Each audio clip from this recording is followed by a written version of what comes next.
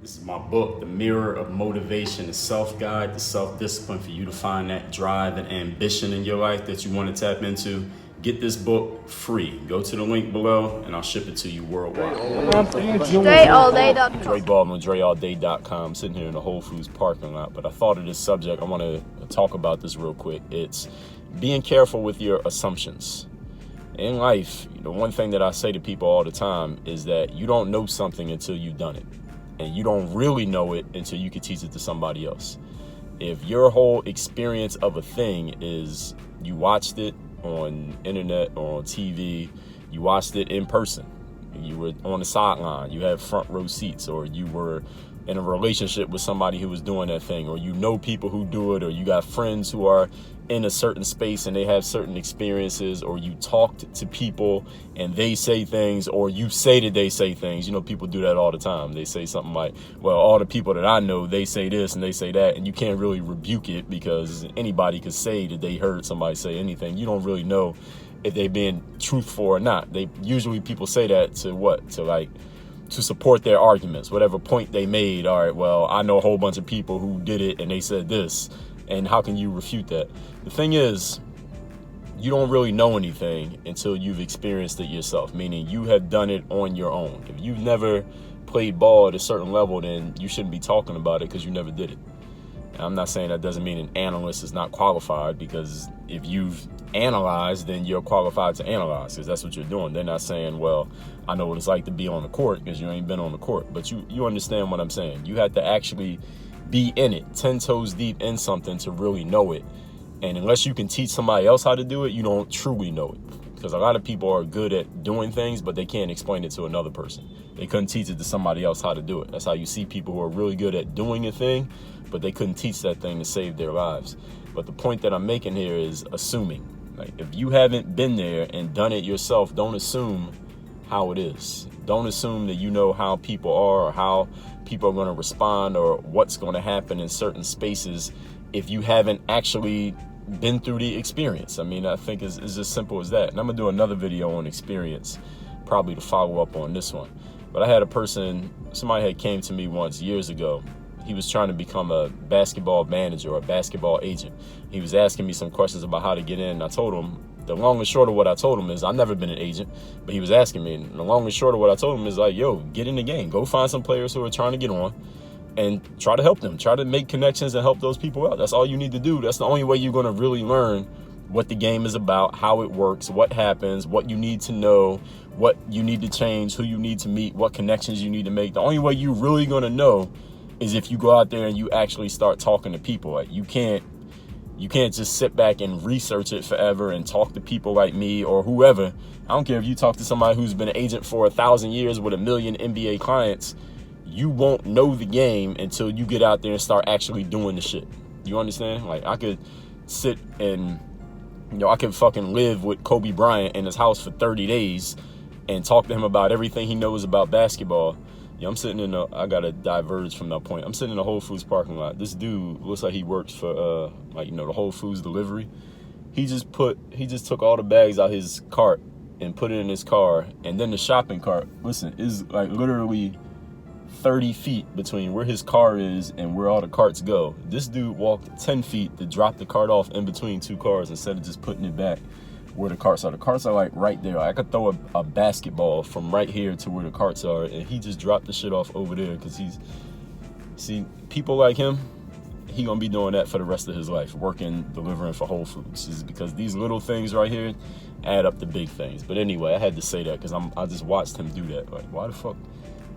The same distance that he walked, he could have just put the cart back. But anyway, the point that I'm making is, like, if I sit with Kobe Bryant and LeBron and Michael Jordan for 30 days and I ask them every question I could ever think of about basketball, that doesn't mean I know what they know.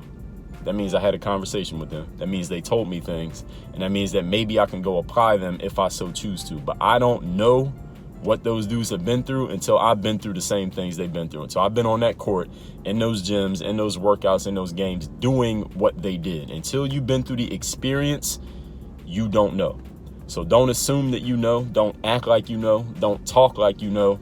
And please don't make a business out of talking about something that you've never done, because that don't make any sense. I remember one of my mentors, I mentioned her in my book, Work on Your Game.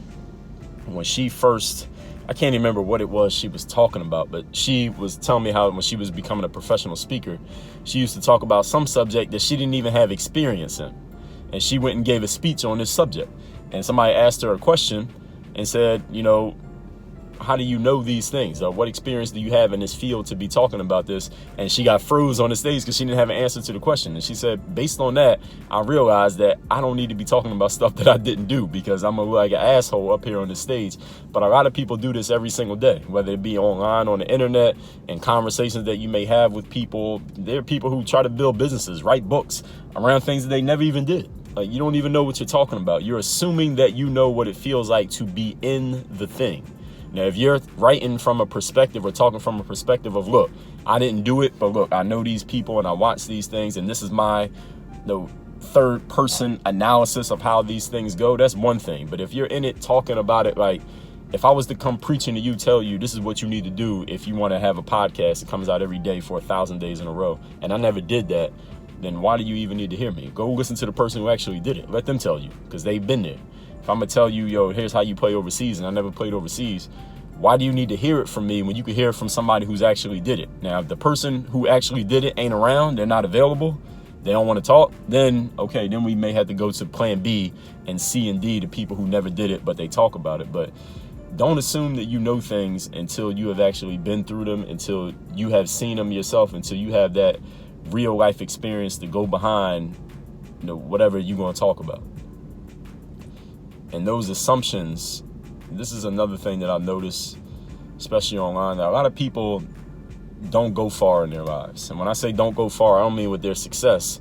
Maybe their success is part of it, but they don't go far as in a lot of people start in one place and they stay there their whole lives. I mean that mentally, emotionally, spiritually, and physically, geographically.